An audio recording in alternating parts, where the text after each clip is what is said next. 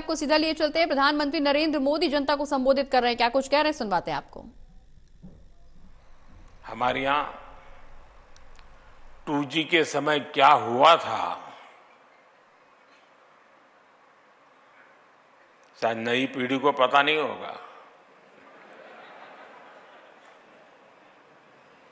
लेकिन मैं इसका वर्णन नहीं करूंगा, वरना शायद मीडिया वाले उसी बात को पकड़ेंगे और किसी चीज को बताएंगे नहीं।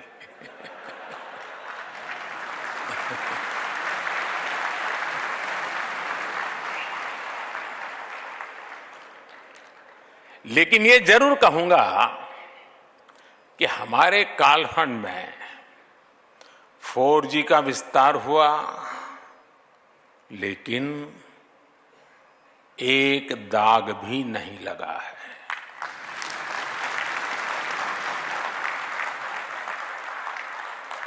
मुझे विश्वास है कब 6G में भारत दुनिया को लीड करेगा।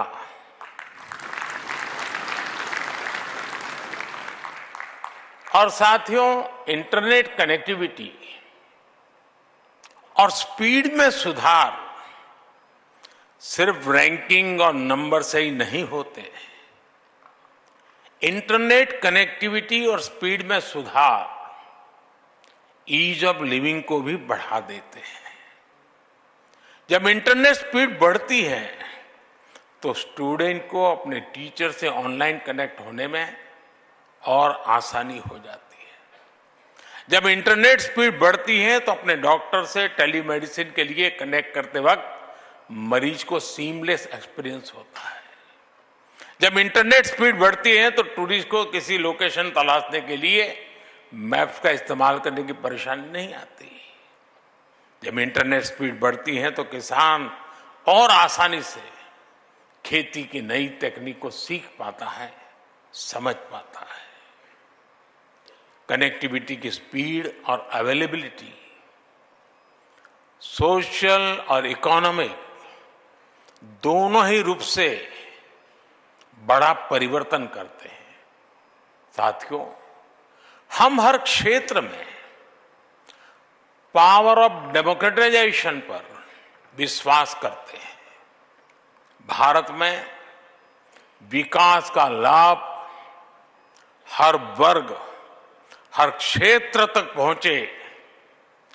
भारत में संसाधनों का सभी को लाभ मिले,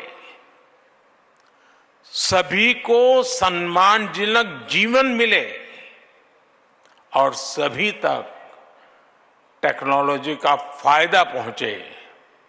इस दिशा में हम तेजी से काम कर रहे हैं और मेरे लिए यही सबसे बड़ा सामाजिक न्याय है।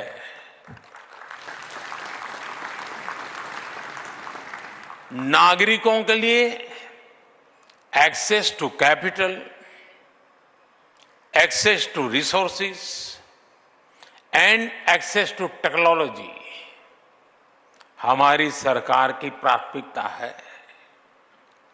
चाहे वो मुद्रा योजना के तहत कोलेटरल फ्री लोन्स की बात हो या स्वच्छ भारत के टॉयलेट्स की या जेम ट्रिनिटी से होने वाले डायरेक्ट बेनिफिट ट्रांसफर की, इन सभी में एक बात कॉमन है। ये देश के सामान्य नागरिक को वो अधिकार दिला रहे हैं जो उसे पहले मिलने मुश्किल थे। और निश्चित तौर पर इसमें टेलीकॉम टेक्नोलॉजी ने बड़ी भूमिका निभाई है। भारत नेट प्रोजेक्ट ने अब तक करीब 2 लाख ग्राम पंचायतों को ब्रॉडबैंड कनेक्टिविटी से जोड़ा है। हमारी अटल टिंकरिंग लैब्स के पीछे भी यही थॉट है। 10,000 लैब्स के जरिए हम करीब 75 लाख बच्चों को कटिंग एज टेक्नोलॉजी से जोड़ पाए हैं। मुझे विश्वास है कि एकेडमिक इंस्टीट्यूशंस में 100 5G यूज केस लैब्स शुरू होने के आज के अभियान से भी ऐसा ही एक व्याप बढ़ने वाला है। नई पीढ़ी को जोड़ने का एक बहुत बड़ा इनिशिएटिव है ये।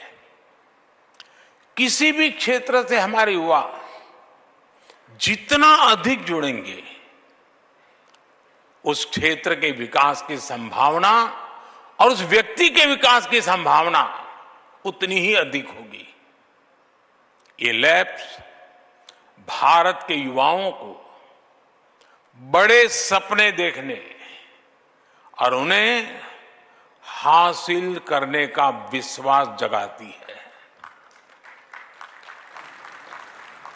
और मुझे पूरा भरोसा है कि हमारे युवा अपनी एनर्जी, अपने एंथुजियाज्म और अपनी स्पिरिट ऑफ एंटरप्राइज से मैं पक्का मानता हूं आपको सरप्राइज कर सकते हैं।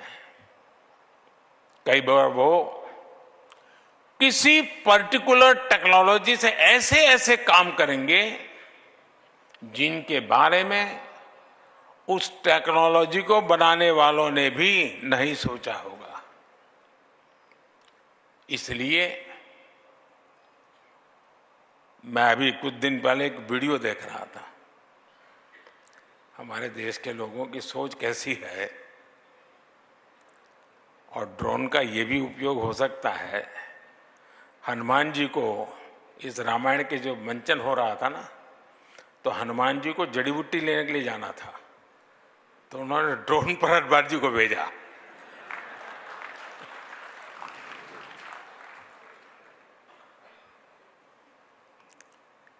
इसलिए ये अभियान हमारे नौजवानों में इनोवेशन कल्चर को बढ़ावा देने की दिशा में एक स्वागत योग्य कदम है।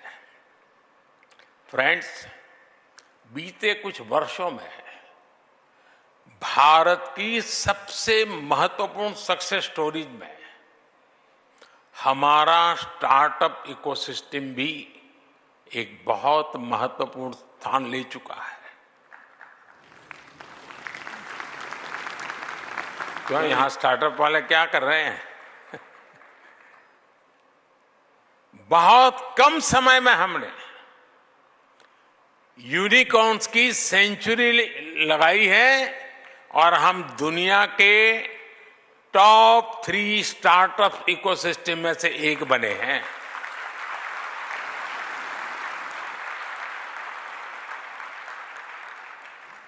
दो 2014 में हमारे पास, मैं 2014 क्यों कह रहा हूं पता है ना? वो तारीख नहीं है, एक बदलाव है।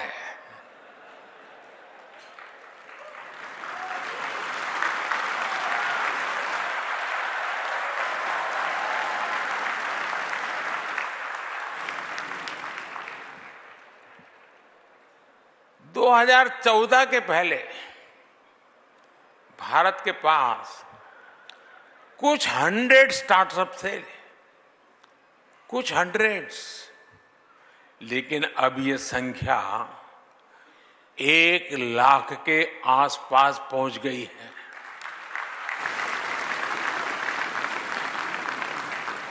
ये भी बेहद अच्छा है कि स्टार्टअप को मेंटर और एनकरेज करने के लिए इंडिया मोबाइल कांग्रेस ने एस्पायर प्रोग्राम की शुरुआत की है।